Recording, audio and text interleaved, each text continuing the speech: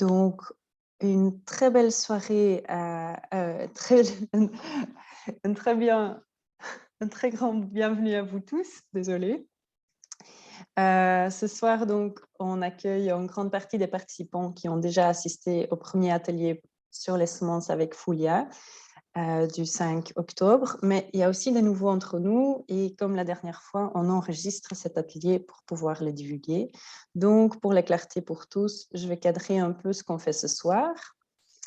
Euh, je m'appelle Luce Mertens et comme ma collègue Bénédicte Enroth, je travaille chez BioWallonie dans le pôle de développement de filière, où je travaille principalement sur les sujets des semences et plants bio et les pommes de terre. Et une de nos missions est de divulguer la réglementation bio et à aider à sa bonne compréhension. Et c'est bien pour cela que nous organisons ces ateliers avec Foulia. Alors, Foulia Batour, j'ai pu la rencontrer pendant que je travaillais encore chez les entreprises semencières et Foulia, à ce moment-là, travaillait en tant que plaidoyer experte de la politique semencière européenne pour Arkenoa et connaît très bien le monde du droit, de la politique européenne et internationale, ainsi que le monde des semences dans toute sa diversité. Et actuellement, elle intervient comme conseillère et formatrice indépendante sur multiples sujets liés à la biodiversité, la santé des plantes, la politique agricole commune, les semences, etc. Et on a donc de la chance de l'accueillir encore une fois pour nous aider dans la meilleure compréhension des changements qui nous attendent à partir de le 1er janvier 2022. Dans le premier atelier, on a appris sur ce qu'est le matériel de reproduction biologique, donc la semence et plants, et les conditions qui doivent être respectées pour produire ce matériel, comment ce matériel trouve son chemin dans les systèmes de production bio. Et Foulia a donné une introduction aux nouvelles catégories qui ont été créées par ce règlement. Et dans ce deuxième atelier, on se concentre alors sur les variétés biologiques et le matériel hétérogène bio et les nouvelles règles de commercialisation de ces deux catégories. À la fin de la présentation, on va pouvoir poser des questions principalement sur ce sujet d'aujourd'hui, mais aussi, si vous voulez, sur le premier atelier, s'il y a encore des questions qui restent. Et on vous invite du coup à les poser dans le chat. Et je vous invite à profiter de l'occasion et de passer un bon atelier tous ensemble. Je passe la parole à Foulia. Merci Luce pour ces très flatteurs mots d'introduction. C'est un plaisir d'être ici parmi vous. Bénédicte, j'enlève ton screen share. Hein. On est d'accord. Est-ce que vous voyez mon écran maintenant ou pas? Ouh là là là là. Yeah. C'est bon? Cool. C'est bon. Super.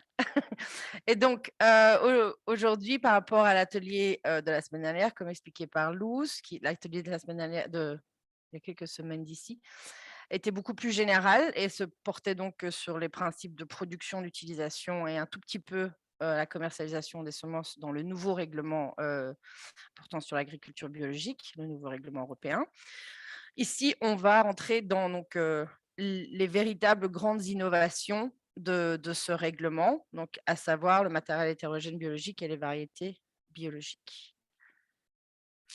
Donc là, je vais faire un tout petit rappel des principes généraux de production et où on en est, donc, et où se trouve le matériel hétérogène biologique et les variétés biologiques. Et puis après, on va rentrer vraiment dans le vif du sujet.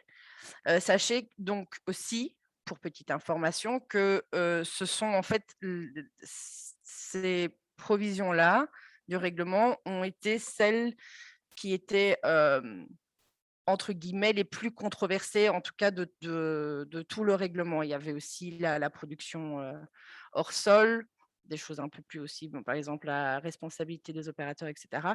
Mais tout ce qui était volet semences a été très, très longuement et très vigoureusement débattu. Et le Parlement européen a été l'institution clé pour voir ces nouvelles dispositions arriver dans le règlement. Sachez que donc, en général, la Commission européenne ne voulait pas trop faire de dérogation aux directives générales sur donc, la commercialisation des semences au sein d'un règlement spécifique. Et le Conseil était plus ou moins aussi de cet avis-là. Donc, c'est vraiment le Parlement qui a fait flancher la balance. J'avais fait un petit rappel au dernier atelier des institutions européennes en jeu. Donc, sachez, donc, le Conseil européen, un petit rappel. Le Conseil européen, donc, c'est les représentants des chefs d'État et de gouvernement, première tête du pouvoir co-législatif en Europe, à côté du Parlement européen, directement élu par les citoyens, tous les citoyens de tous les États membres, et la Commission qui agit en fait donc, comme un pouvoir exécutif. Donc, c'est elle qui est responsable de l'exécution des règlements qui sont adoptés par le Conseil et le Parlement, mais qui a aussi le pouvoir de proposer des lois. Donc, tout règlement ou directive, qui sont les lois européennes, sont proposées, donc le droit d'initiative vient par la Commission, puis après, ils s'assoient à table, donc avec Conseil, Parlement, Commission, ils négocient en fonction de leurs positions respectives. On a un texte final, comme le règlement bio ici 2018/848, et après celui-ci est exécuté au niveau européen par la Commission européenne et par les États membres, par les autorités donc, exécutives nationales, comme le SPOE en Wallonie par exemple.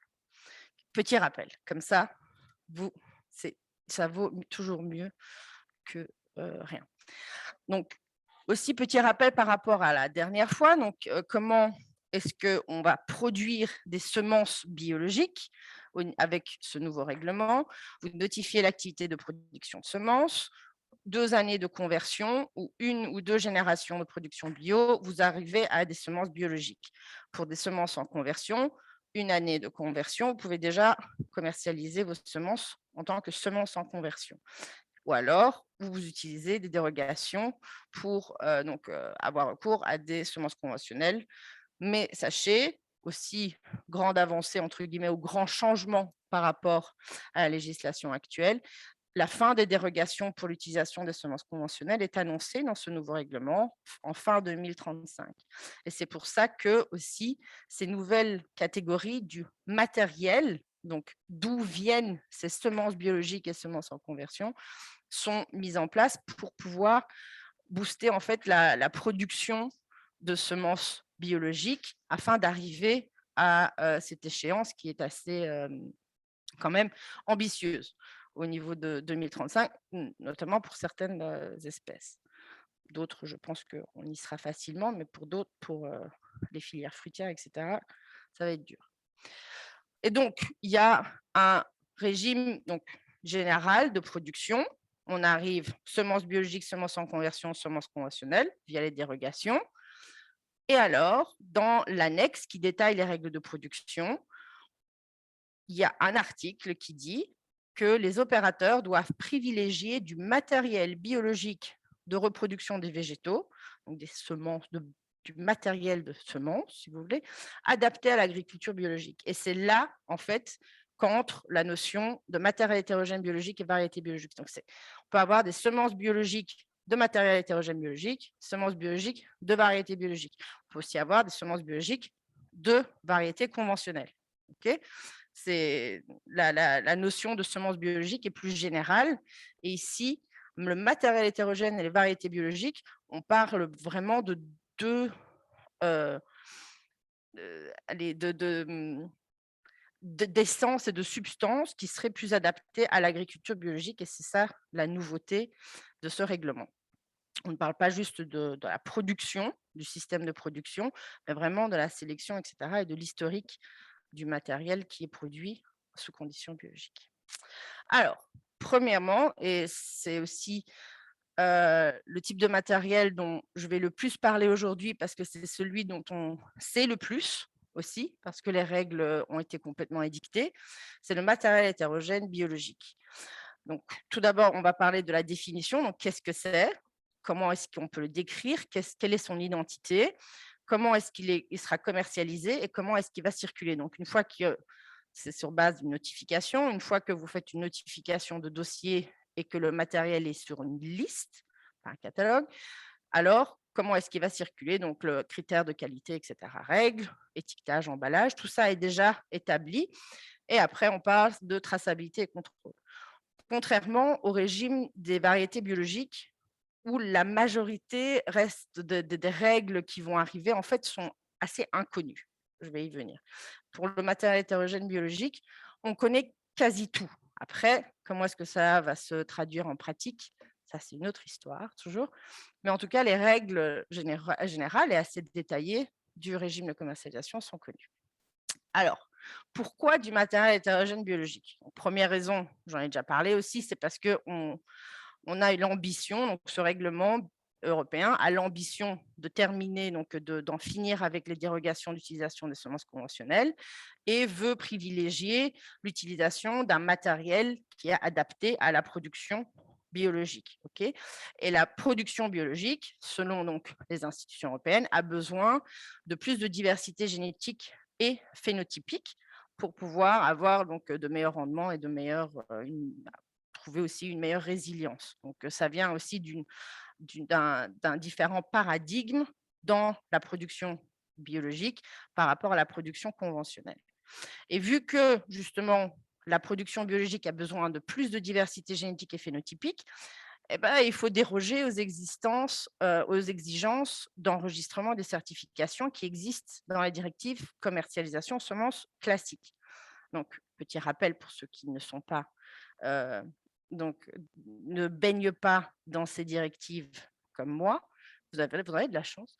Donc, il y a 12 directives qui sont établies par rapport à des espèces. Donc, il y en a une pour les céréales, une pour les légumes, pour les plantes fourragères, les fruitiers, etc. Le principe de base étant dans ces directives, c'est que vous devez vous enregistrer ou en tant qu'opérateur avant de commercialiser, par exemple, c'est le cas pour tout ce qui est ornemental, ou alors vous devez, c'est la règle générale, enregistrer la variété avant de pouvoir la commercialiser. Et cet enregistrement donc, qui doit se faire avant la commercialisation se fait sur base de critères donc, de distinctivité, homogénéité et stabilité, donc critères DHS, qui sont édictés à la base par ce sont des critères en fait des droits de propriété intellectuelle, donc sous le régime de l'UPOV, donc l'Union pour la protection des obtentions végétales. D'ailleurs, les protocoles d'enregistrement qui sont suivis par les autorités nationales de semences sont les mêmes que les protocoles qui sont suivis par l'Office européen de la protection des variétés végétales, donc le CPVO, donc OPVV, qui lui donne des titres de propriété, pas forcément l'accès sur le marché, mais ce sont les mêmes critères. Puis après, donc, vous avez des critères d'enregistrement des variétés. Une fois que la variété est enregistrée, alors il y a souvent dans la majorité des directives d'accès au marché pour les semences, on a des obligations de production de ces semences-là qui demandent, en règle générale, que ces semences soient certifiées. Certifiées étant donc avec des critères assez stricts de pureté variétale, de distance entre les lots et de contrôle aussi officiel tout le long du cycle de production. Donc, et ces exigences-là, on doit y déroger pour pouvoir avoir donc une diversité génétique et phénotypique. Parce que tout le système des directives commercialisation semences classiques se base sur le précepte que l'uniformité et la stabilité des variétés et la certification de l'eau de semences vont arriver à pousser une productivité plus élevée. Et c'est ce paradigme-là qui, selon les institutions et aussi selon la doctrine générale, ne trouve pas sa place aussi facilement au sein de la production biologique. Et donc, on crée ce nouveau régime dont les contours plus détaillés devront être édictés par la Commission. C'est pour ça que je vais parler donc du règlement 2018/848, qui est le règlement du Conseil et du Parlement, donc les co-législateurs, et d'un règlement de la Commission qui est, lui, une sorte de décret de la loi, donc qui exécute en fait le mandat qui lui est donné par le Conseil et le Parlement. Donc, qu'est-ce que ce matériel hétérogène biologique? D'abord, au niveau juridique, tout ce qu'on sait, c'est que ce n'est pas une variété, et ce n'est pas une population non plus. Ils appellent ça un ensemble végétal, ce qui n'est pas du tout un concept juridique qui existait avant.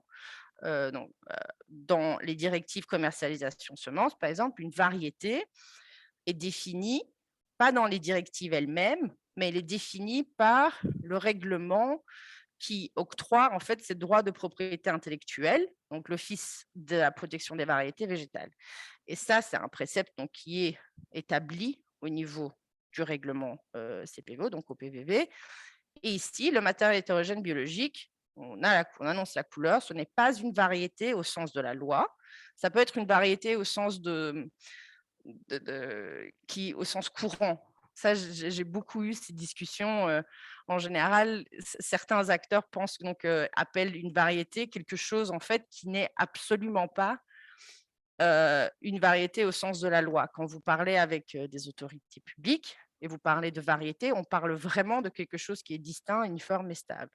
Alors que par exemple, on parle plus alors du coup de population, qui n'est pas un truc uniforme et stable et distinct. Et ici, le matériel hétérogène biologique, ils n'ont pas utilisé le terme population parce qu'il peut être même plus large, je pense, que le concept de population en tant que tel. C'est un ensemble végétal. Ce n'est pas un mélange de variétés, mais il a une diversité génétique et phénotypique, tout en ayant des caractéristiques communes. On ne parle pas de sélection, d'obtention, de travail d'obtenteur, etc. Ça va venir après.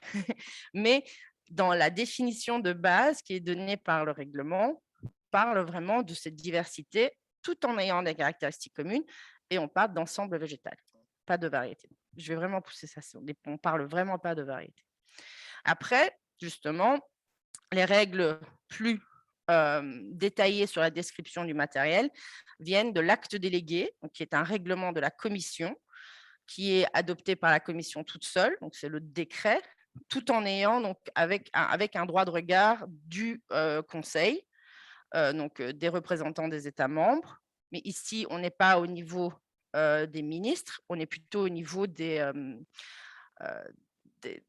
agents techniques qui travaillent vraiment sur les semences, et aussi un droit de regard du Parlement européen, qui a fait en sorte que l'acte délégué a de nouveau aussi changé. Donc, il a été négocié pendant 1 an et demi, je pense, et il a beaucoup changé entre-temps.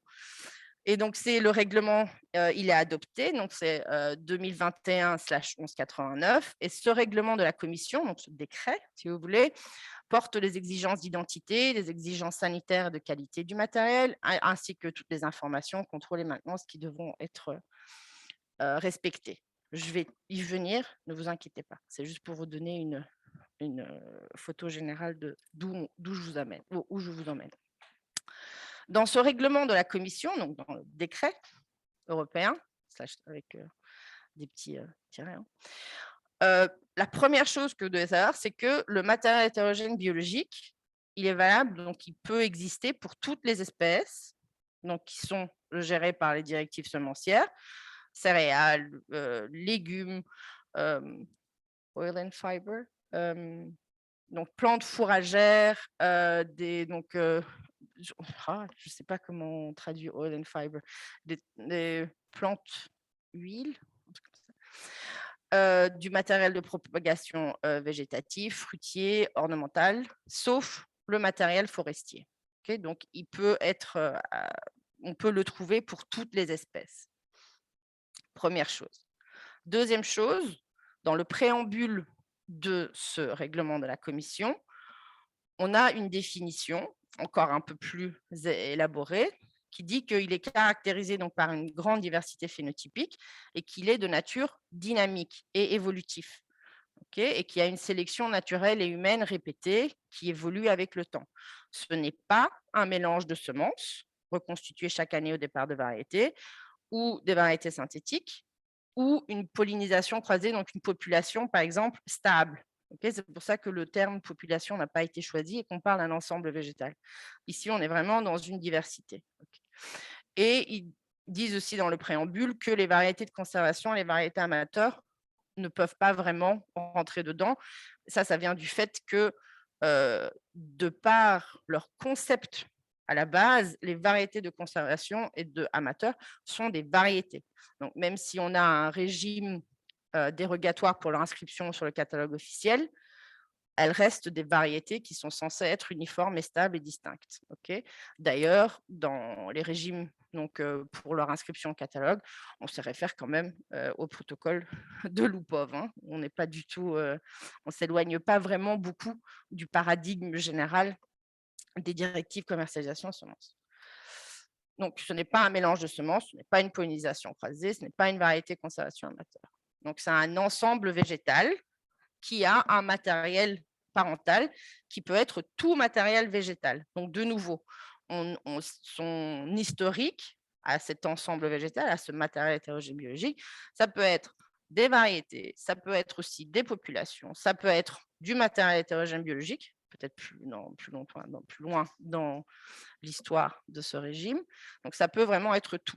Donc, le croisement, il y a eu juste croisement ou multiplication.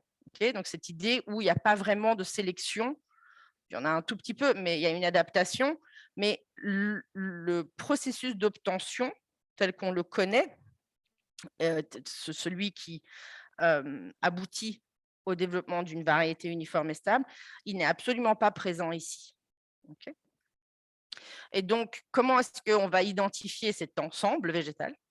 Par une combinaison des caractéristiques du matériel, soit les caractéristiques communes ou son hétérogénéité, et son historique. C'est par une combinaison d'éléments, donc c'est un faisceau d'indices, si vous voulez, qui va faire qu'on identifie ce matériel. Parce qu'il n'y a pas de test, donc il n'y a pas de contrôle par les autorités, comme dans les directives classiques de commercialisation semences, où vous envoyez des échantillons aux autorités publiques, qui les multiplient, qui les testent, qui font donc tout un travail en amont colossal. Ici, il n'y a pas tout ce travail. Donc, ce sera vraiment, tout le système se base sur une description des caractéristiques du matériel et de son historique de production ou sélection. Donc, c'est ce principe-là que je veux vraiment que vous reteniez, c'est une identification par une combinaison des caractéristiques du matériel et son historique. Et on en sait un peu plus après dans le règlement de la commission. Donc, il faut décrire ces caractéristiques. Une caractérisation phénotypique, pas génotypique nécessairement, des caractères communs, description de son hétérogénéité, des documents qui attestent de ces caractéristiques, par exemple agronomique, le rendement des récoltes, la stabilité du rendement, le caractère adapté à des systèmes donc, faibles intrants comme l'agriculture biologique, performance, etc. Donc, plus vous donnez d'informations, mieux c'est. Donc, plus on a d'informations sur le matériel hétérogène biologique, plus votre concept est rigoureux. Et les résultats disponibles d'essais. Mais rien n'est obligatoire. Donc, il faut juste bien décrire avec des caractéristiques, sous peine de recevoir plein de questions des autorités. Mais on n'est pas obligé donc, de passer par la case contrôle officiel et test donc, officiel par les autorités. Deuxième élément, donc, on a décrit les caractéristiques du matériel, on décrit la technique de sélection ou de production du matériel hétérogène biologique. C'est ici qu'il y a eu beaucoup de changements aussi dans l'acte délégué au cours des négociations.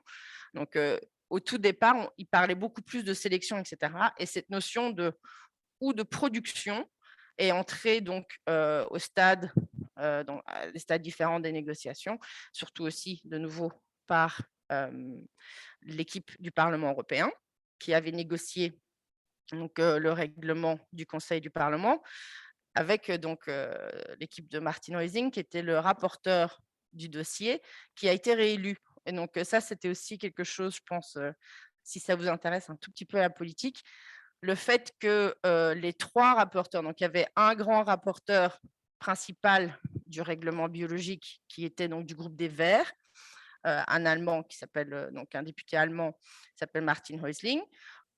Au niveau du groupe des chrétiens conservateurs, donc le PPE, c'était un député allemand de nouveau, Norbert Linz, qui a aussi été élu. Du côté des socialistes et démocrates, c'était Éric Andrieux, qui s'est aussi fait réélire. Donc, l'équipe, si vous voulez, du Parlement européen connaissait déjà ce dossier et a pu le suivre. C'est rare que ça arrive. Donc, c'est pour ça aussi que la philosophie du texte de base a été défendue beaucoup, très fortement par le Parlement européen. Et c'est pour ça aussi qu'on a un texte qui est très inclusif, on va dire ça comme ça. Je reviens à mes moutons. Description des caractéristiques, description de la technique de sélection ou de production, description du matériel parental. Donc, comme je dis avant, ça peut être de nouveau n'importe quel ensemble végétal ou un matériel végétal utilisé pour sélectionner de nouveau ou produire. Et un programme de contrôle de la production, si vous en avez un. Description des pratiques de sélection et de gestion du matériel. Donc, qu'est-ce que vous en avez fait? Donc, quand je parle d'historique, c'est ça. On retrace un tout petit peu tout ce qui a été fait dans l'historique du matériel. Et des informations donc, sur le pays de sélection ou de production, l'année dans laquelle le matériel a été produit et des conditions pédoclimatiques dans lesquelles il a été produit et auxquelles, en général, donc, ce matériel sera plus adapté. Après, donc, quelle technique? C'est quoi ces histoires de techniques de sélection ou de production?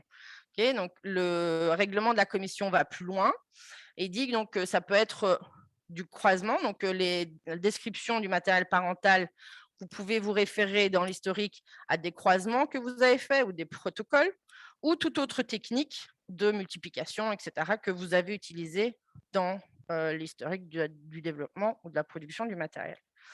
Et les pratiques de sélection et gestion, ici, c'est de nouveau, donc c'est sur le site de l'exploitation agricole, comment est-ce que vous avez géré le matériel, la sélection, établie, maintenue, etc. Donc, ça, c'est plutôt donc, une explication plus spécifique donc, de cette description des techniques. Donc, je vais vraiment pousser sur le marteau. L'identité du matériel hétérogène biologique se fait donc par une combinaison d'indices, description des caractéristiques, technique de sélection-production, description du matériel parental, que ce soit des croisements ou toute autre technique utilisée, pratique de sélection et de gestion au sein donc, de l'exploitation, que ce soit à la ferme ou dans un centre de recherche, et pays de sélection ou de production, année et conditions climatiques qui s'y affairent. Après, on a défini et décrit le matériel en tant que tel.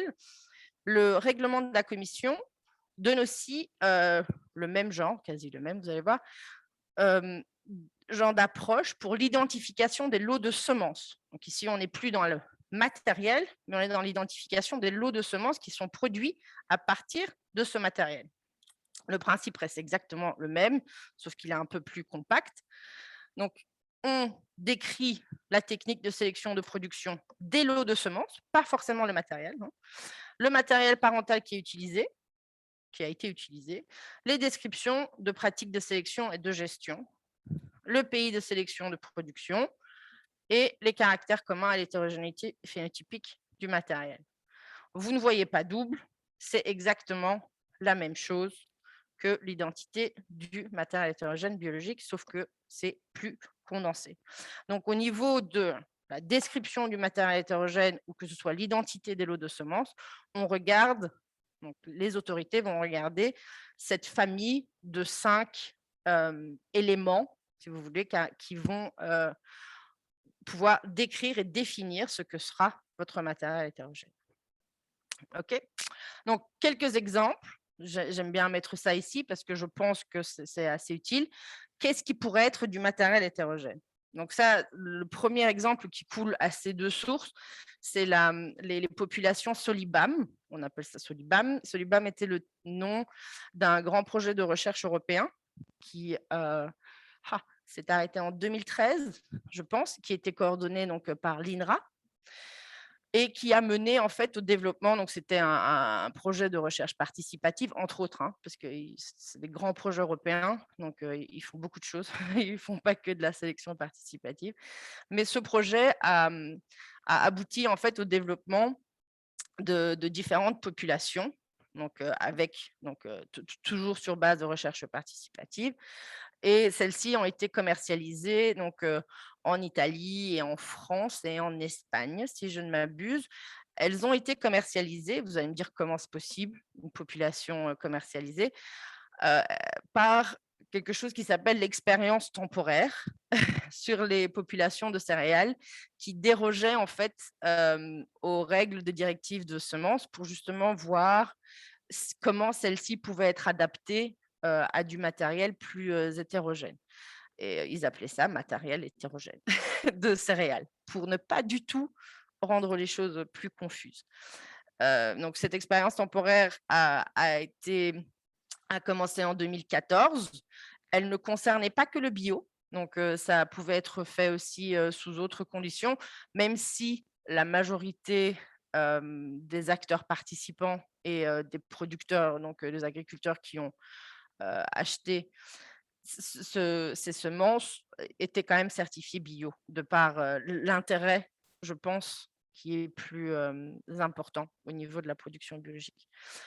Donc, les variétés Solibam, avec la population Wakelins, qui était donc, elle, commercialisée en Angleterre, sont les 2 seuls, en fait, dans toute l'expérience temporaire sur les populations de céréales qui ont eu vraiment un impact ou un intérêt commercial, donc qui ont vraiment circulé.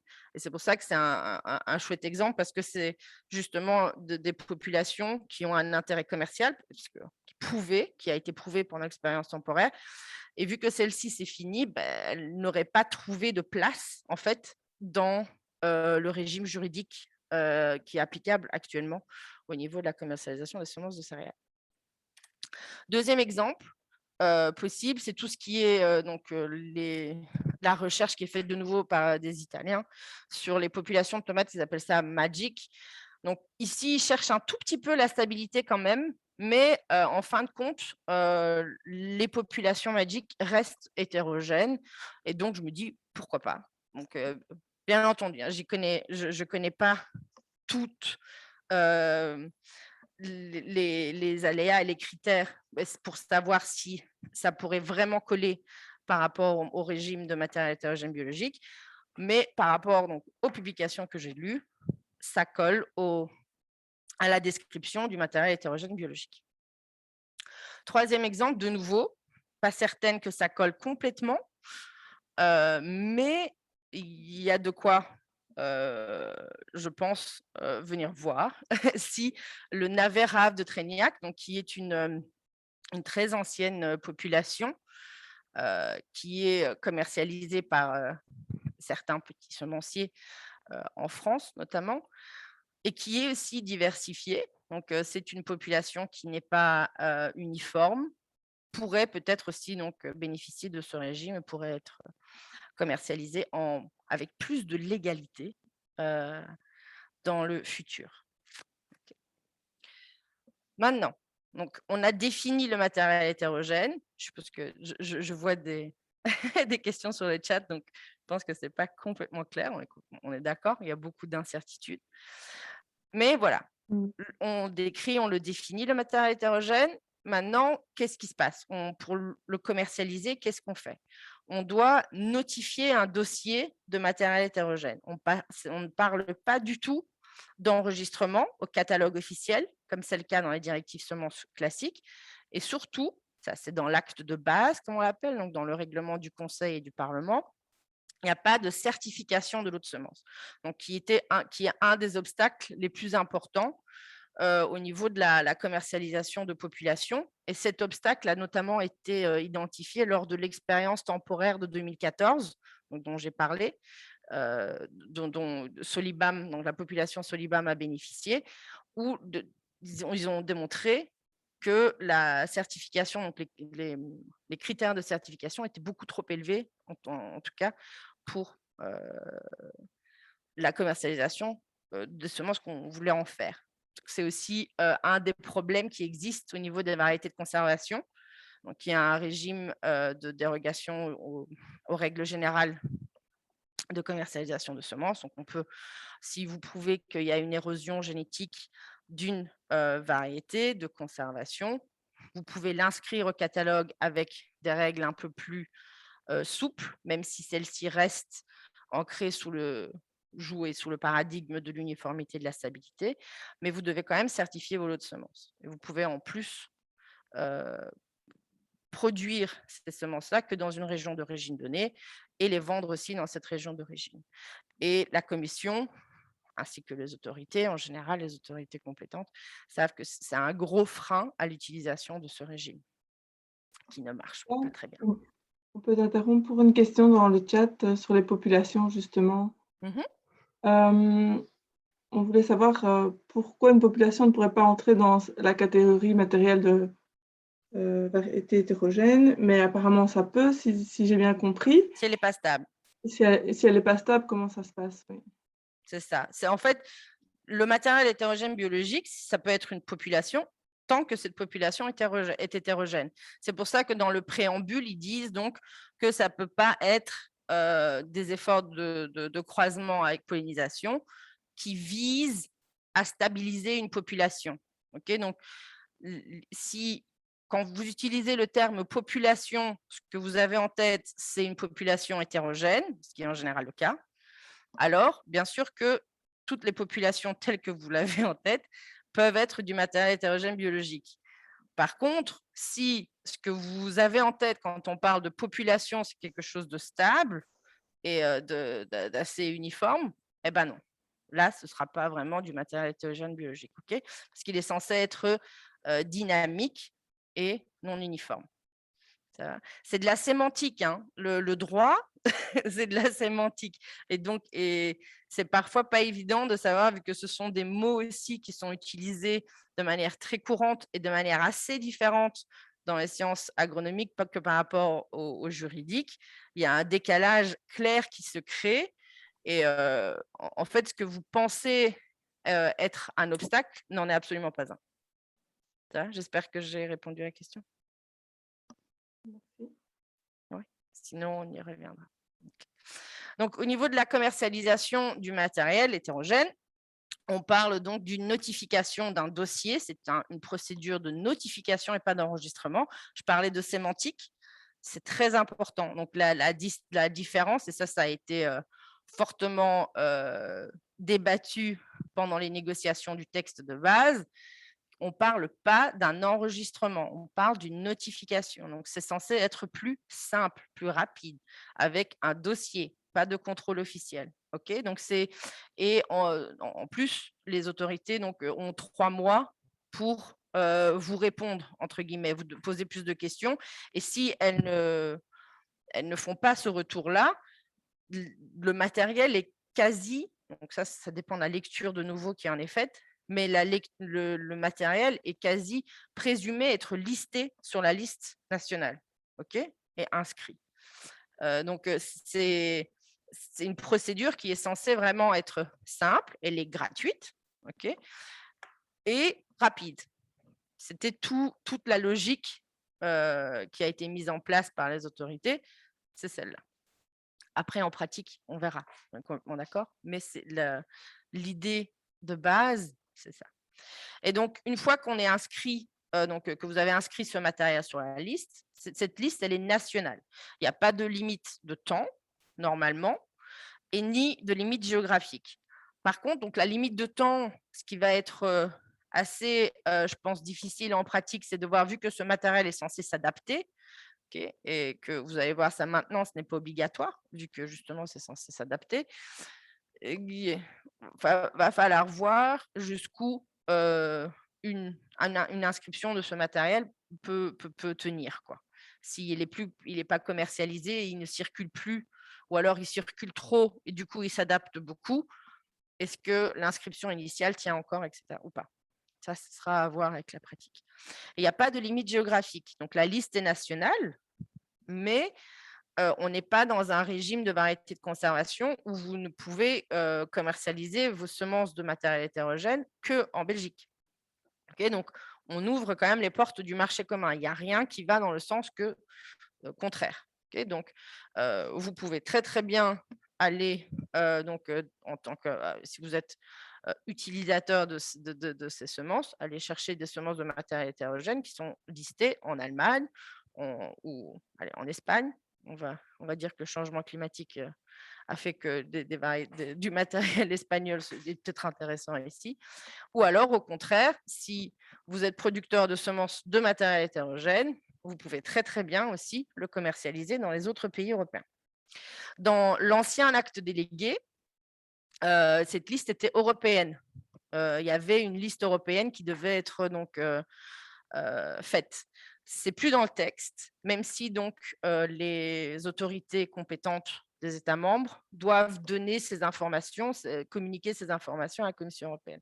Donc, il y aura très probablement une liste compilée de matériel hétérogène qui sera intégrée dans la base de données, qui est une base de données indicative, qui n'est pas le catalogue officiel.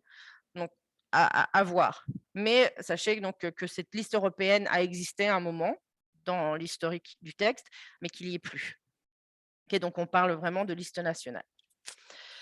Alors, au niveau de la circulation donc, des semences de matériel hétérogène, une nouveauté qui est arrivée assez tard dans le texte du règlement de la Commission, c'est que donc, pour promouvoir justement l'adaptation de ce matériel et la recherche et de sélection, les petites quantités de semences de ce matériel peuvent être transférées sans devoir respecter les articles de ce règlement. Donc, en fait, il crée le même genre de système que dans les directives commercialisation semences, sauf que les quantités limitées ne sont pas décrites ici, alors que dans les directives générales semences, il y a des limites quantitatives qui sont donc liées à la recherche et l'expérimentation qui sont établies pour chaque espèce. Mais c'est le même principe. Donc, vous pouvez échanger des semences pour pouvoir justement créer plus ou produire plus de matériel hétérogène. Donc, au niveau des critères de qualité, donc ici, on est bon. On a défini notre matériel hétérogène, on a notifié le dossier, il est sur la liste nationale. Maintenant, on veut produire des lots de semences de matériel hétérogène. Qu'est-ce qu'il faut faire? Donc, il faut suivre certains critères de qualité. Et vous allez voir, ils sont très similaires aux critères de qualité qui existent dans les directives. Donc, dire que les semences de matériel hétérogène seront de moins bonne qualité, c'est vraiment pas juste, parce que tous les critères qui pourraient s'appliquer donc à des semences d'un tel matériel sont exactement les mêmes et sont au même niveau que les semences certifiées qui existent dans le système général. Le seul truc qui est vraiment cassé, c'est cette notion d'uniformité, de stabilité, de maintenance et le régime d'enregistrement contre un régime de notification. Okay, donc, c'est de nouveau, comme pour les directives semences, ces critères de qualité sont là pour servir les intérêts des utilisateurs et donc qu'ils soient assurés de la qualité des semences qu'ils achètent. Okay, et donc, on doit respecter le règlement santé des plantes. De toute façon, la question ne se pose pas parce que ce règlement, il ne s'applique pas qu'à la commercialisation des semences, mais à tout mouvement de semences et de plants. Et donc, toutes les obligations qui s'y affairent, donc passeport, traçabilité interne, plan d'action, etc. Donc, tout ça est de toute façon applicable. Et en plus de ça, on a tout ce qui est, donc tous les critères de directives commercialisation générale, mais uniquement celles qui s'affairent à la santé, à la pureté spécifique et pas à la pureté variétale, logique, parce qu'on parle d'hétérogénéité, et de la germination. On ne parle pas d'uniformité, non. Okay. Et juste pour exemple, donc, dans cet article 6 du règlement de la Commission, vous avez un paragraphe par espèce donc, qui liste en fait tous les articles qui sont applicables dans les directives générales semences. Et donc, juste pour illustrer ce propos, j'ai juste été chercher les critères de qualité de la directive céréales qui vont s'appliquer au matériel hétérogène biologique. Donc, on a les conditions auxquelles la culture doit satisfaire. Okay, donc, les précédentes cultures doivent être compatibles, il ne doit pas y avoir beaucoup de repousses. Donc, la culture doit être exempte d'organismes nuisibles. Okay, et la présence des nuisibles doit être au niveau des semences certifiées, okay, sur les cultures. Ici, après, les conditions auxquelles les semences doivent satisfaire, faculté donc, de germination, pureté spécifique et pas variétale, c'est important, toujours au niveau donc, des semences certifiées, donc présence d'autres espèces de plantes, etc. dans les semences. Ça, on est au niveau des semences certifiées, donc le niveau de qualité est haut. C'est le même que dans le système conventionnel, donc non biologique. Et donc, deuxième obligation au niveau de la qualité des semences, pas des cultures, pratiquement donc exempt d'organismes nuisibles qui réduisent la valeur d'utilisation de qualité. De nouveau, donc présence d'organismes réglementés non quarantaine. Donc ça, c'est le langage qui vient du règlement santé des plantes. De nouveau, présence de nuisibles, niveau semences certifiées, présence de champignons, donc de corps de champignons au niveau des semences certifiées. On est ici, bien sûr, dans la directive céréales. La directive légumes, on sera au niveau des semences standards et pas au niveau des semences certifiées. OK? Donc ça, comme ça, c'est les critères de qualité. En plus de ces critères généraux, bon, il y a quand même un article qui dit bien que tous ces critères ne s'appliquent qu'au niveau de la pureté spécifique et la germination, qualité et de santé, pas sur l'identification variétale ou de pureté variétale ou d'inspection sur le terrain. Okay, ça change. On est de nouveau dans un système, vous allez voir, dans les contrôles, on est sur un système de contrôle sur base de risque et après la commercialisation, pas avant la commercialisation comme dans les directives semences. Un autre sous-paragraphe de l'article 6 dit aussi que donc, les opérateurs peuvent mettre sur le marché des semences qui ne satisfaisent pas aux conditions liées à la germination, si et seulement si ce taux est indiqué sur l'étiquetage directement sur l'emballage. Donc, si la personne qui achète le matériel sait très très bien qu'on a un taux de germination inférieur, disons, à 70, dans certains critères qui existent dans la directive commercialisation, eh ben, si c'est indiqué sur le paquet, en toute connaissance de cause, il peut très très bien se procurer donc, et acheter ses semences. Il faut juste que l'information soit bien présente. Donc, au niveau de l'emballage et de l'étiquetage, les règles sont assez similaires, mais beaucoup plus flexibles que les directives générales. Donc, on parle d'emballage fermé, de telle sorte qu'ils ne peuvent pas être ouverts sans laisser de traces de la violation de l'intégrité. Ça, c'est du langage typique des directives commercialisation semences. Sauf que ces emballages ne doivent pas être fermés si en tant qu'opérateur, vous les vendez à des utilisateurs finaux avec des quantités max donc, qui sont dans l'annexe du règlement de la commission, donc qui sont ici. C'est quand même pas mal. Comme quantité, ce n'est pas des tout petits paquets. Mais ça reste quand même à destination d'utilisateurs finaux.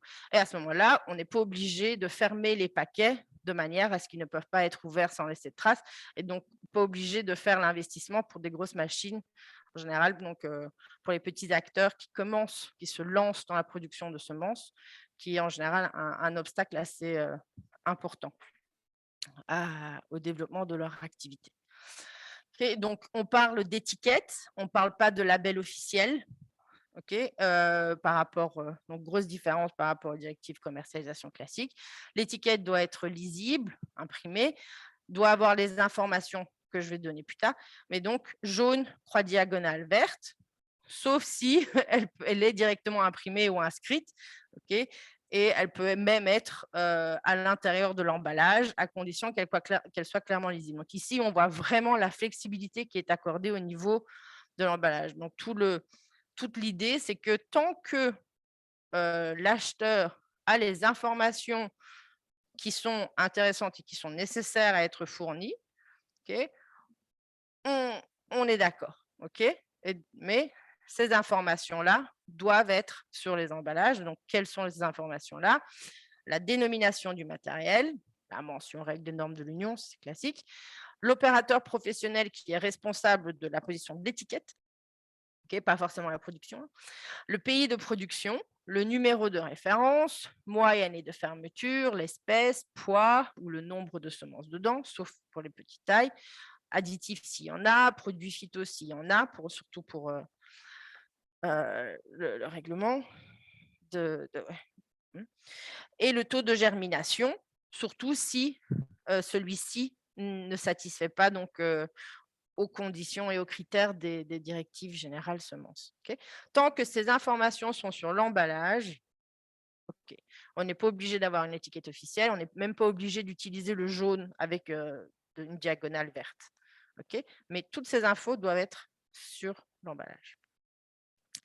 La dénomination, maintenant ça c'est peut-être quelque chose qui est plus controversé. Cet article-là était en fait un article tel quel dans les versions précédentes de l'acte délégué et maintenant elle se retrouve vraiment comme une information.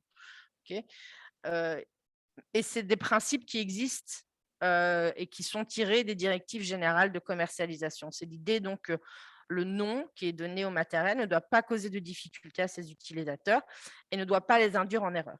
Okay, et ne pas non plus violer en général les droits de propriété qui existent, que ce soit copyright, etc., ou les connaissances qui existent. Donc, on ne peut pas confondre le matériel hétérogène avec une autre variété ou un autre type de matériel hétérogène biologique dans la même espèce ou une espèce étroitement apparentée. Il ne faut pas confondre avec des dénominations courantes et ça ne peut pas induire en erreur quand on caractéristique la valeur ou l'identité du matériel. Donc, vous ne pouvez pas dire navet bleu alors que le truc, ou alors navet rouge alors que le truc est blanc. Okay, un très bête exemple. Mais voilà, c'est ça l'idée donc des informations qui doivent être données. Au niveau de la traçabilité et des contrôles, là, on est vraiment dans un système très différent du système conventionnel. Ici, tout opérateur doit garder, donc qui est au sein des trucs, ou qu'il soit producteur ou qui commercialisant du matériel, doit garder une copie de la notification du matériel, assurer la traçabilité de l'historique de sélection de production, donc qui est lié à la description du matériel, et conserver tous ces documents pendant 5 ans. Celui qui produit en vue d'une commercialisation doit tenir un registre avec des informations, donc un peu plus détaillées, nom d'espèce, caractérisation, etc., lieu de sélection. On est toujours dans le même genre d'idée, mais c'est pour vraiment avoir, en fait, pour que les autorités puissent faire un contrôle a posteriori de la véracité de tout ce qui est dit. Okay. Et donc, c'est pour cette raison que les autorités de semences auront accès à ces informations qui doivent être tenues par les opérateurs. Au niveau des contrôles, on est dans des contrôles officiels, mais sur base de risques. Okay.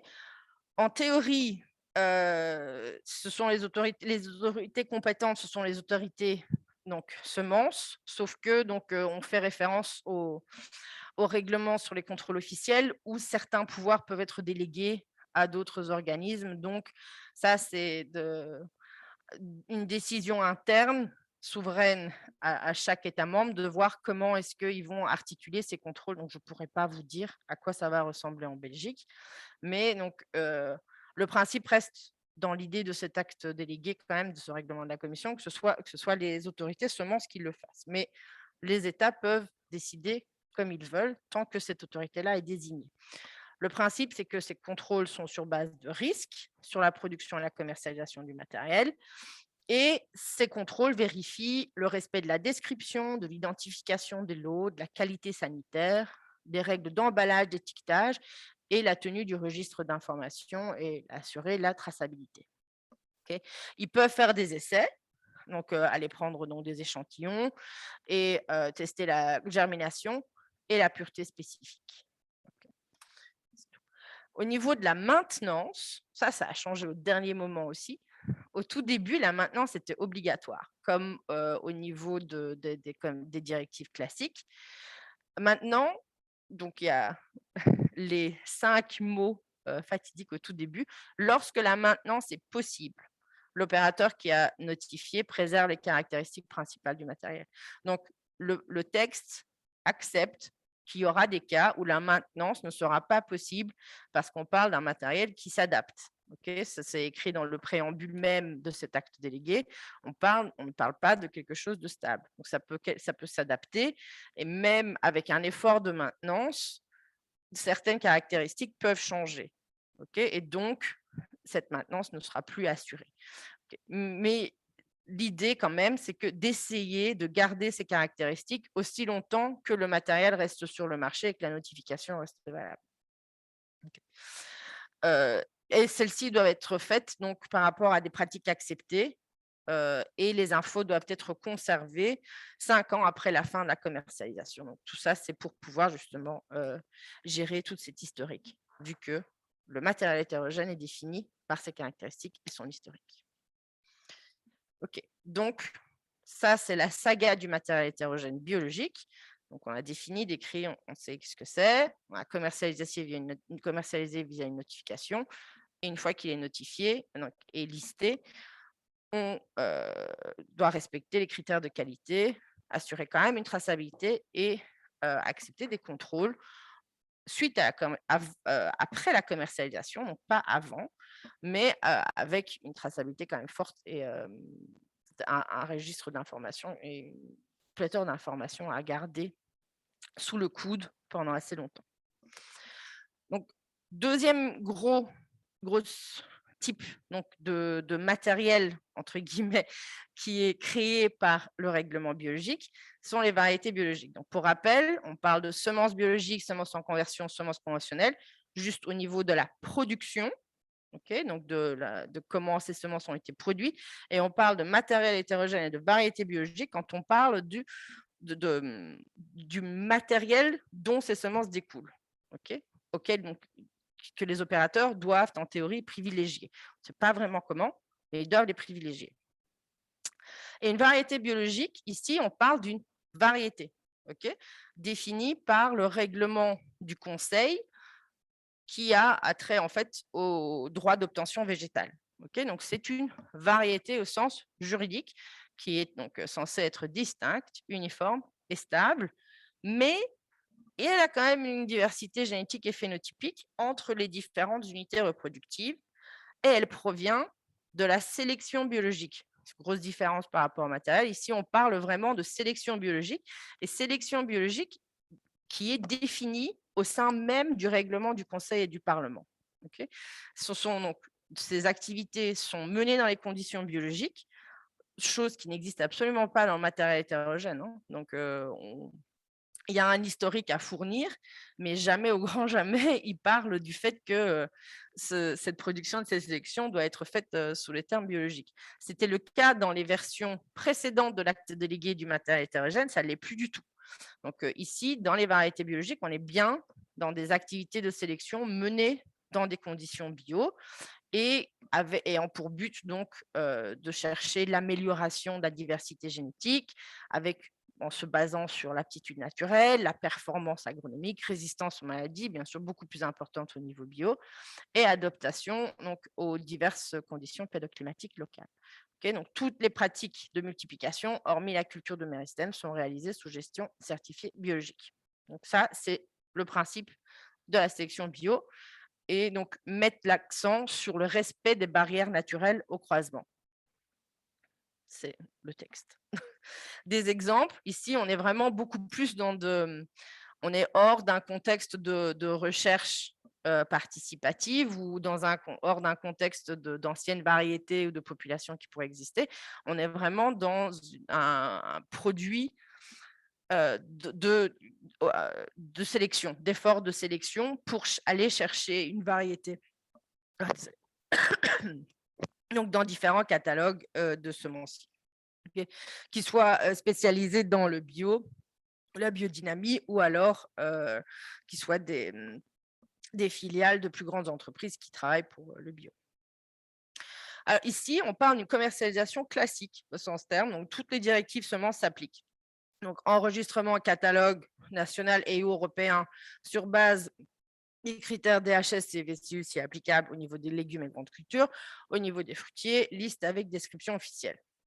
Et la seule provision qui existe au sein du règlement bio, elle se trouve dans le préambule qui dit juste en fait que il faut organiser une expérience temporaire pour voir comment ces variétés pourraient être plus facilement inclus au catalogue classique des variétés, okay, sur une base de 7 ans, portant sur des quantités suffisantes de matériel et faire l'objet d'un rapport annuel.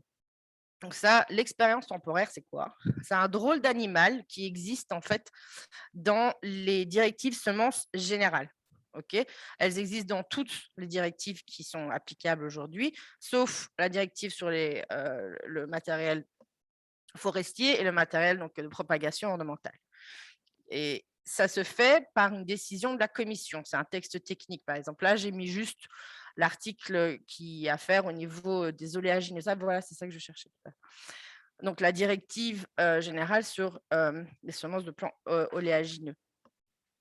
C'est la commission peut agir si elle veut. Elle l'a fait qu'une seule fois. Donc, j'en ai parlé tout à l'heure. Elle l'a fait qu'une seule fois depuis 66. C'est quand même très peu.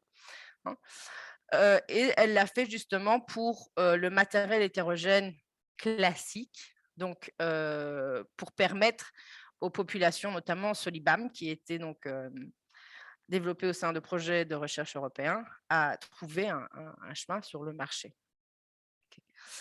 Qu'est-ce qui va donc se passer au niveau des variétés biologiques?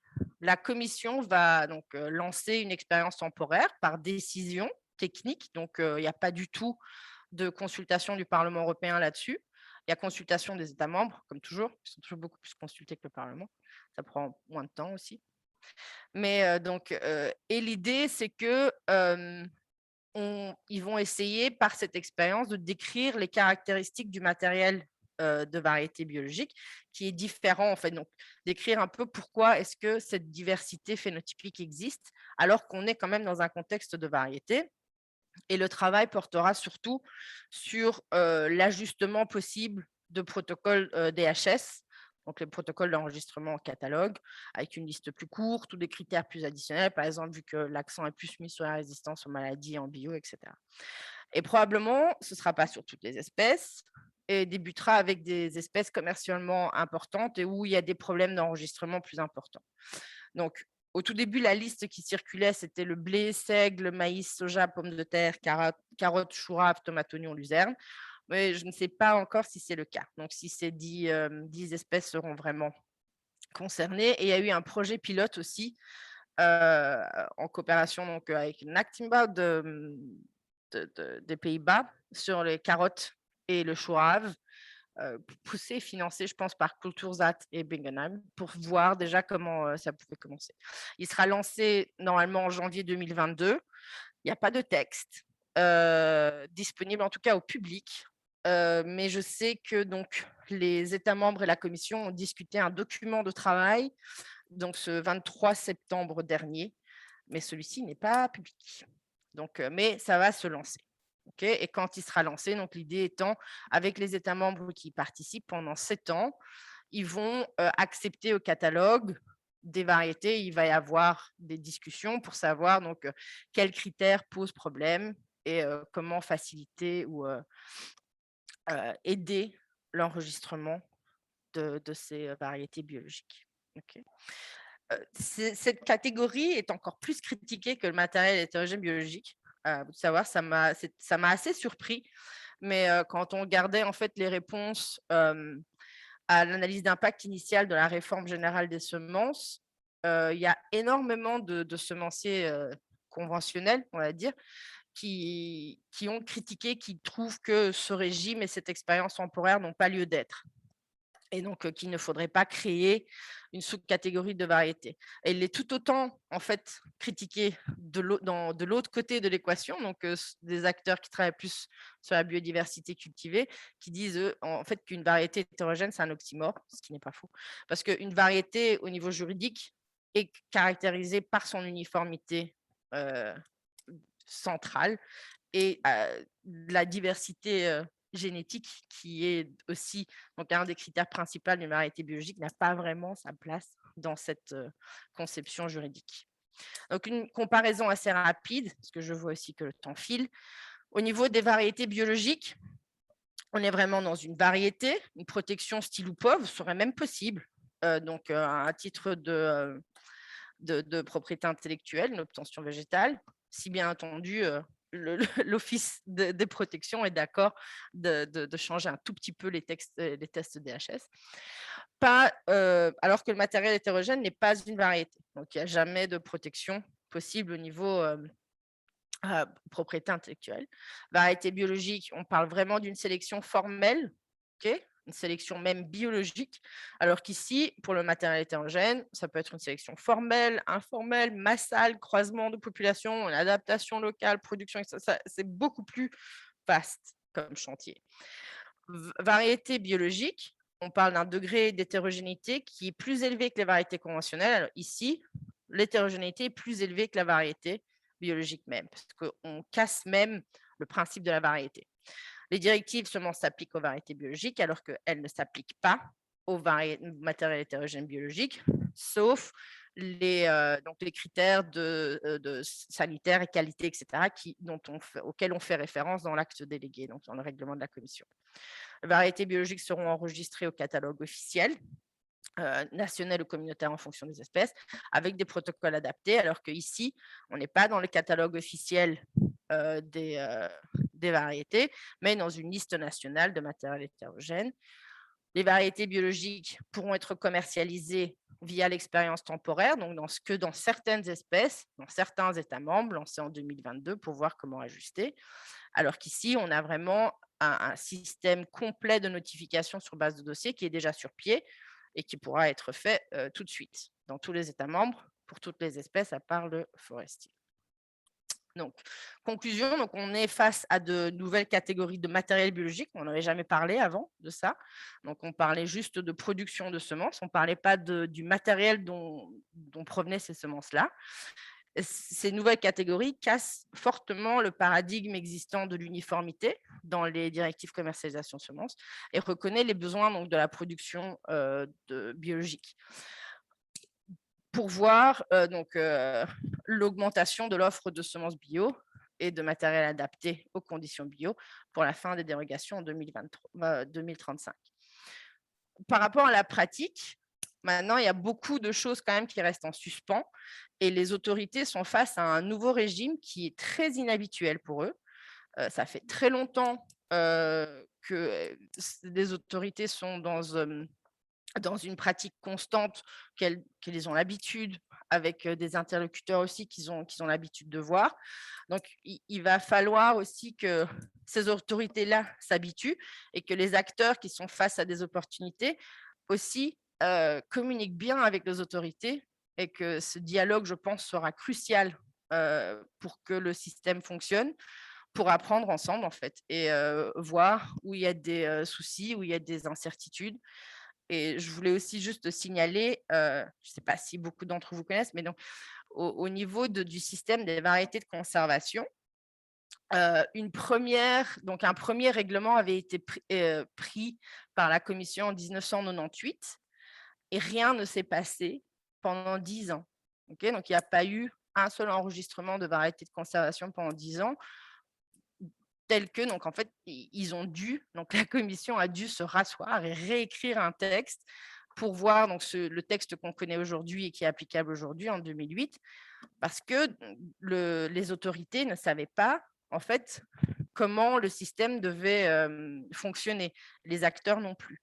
Donc, essayons quand même de ne pas recréer ces bêtises. Et apprenons de tout ça. Bon, il y a beaucoup plus quand même d'éléments dans cet acte délégué que ce qu'il y avait dans le premier règlement de 98 pour la commission au niveau des variétés de conservation. Mais bon, il y a quand même beaucoup d'incertitudes aussi. Et aussi une piste de réflexion peut-être plus générale, donc savoir comment est-ce que ce régime va s'articuler avec la réforme générale des règles de commercialisation de semences, donc hors bio, tout conventionnel, pour laquelle on attend une proposition fin 2022. Donc ça, ce sera plutôt aussi, je pense, pas un problème, mais une interrogation, quelque chose auquel il faudra faire attention au niveau des variétés biologiques. Donc, comment est-ce que les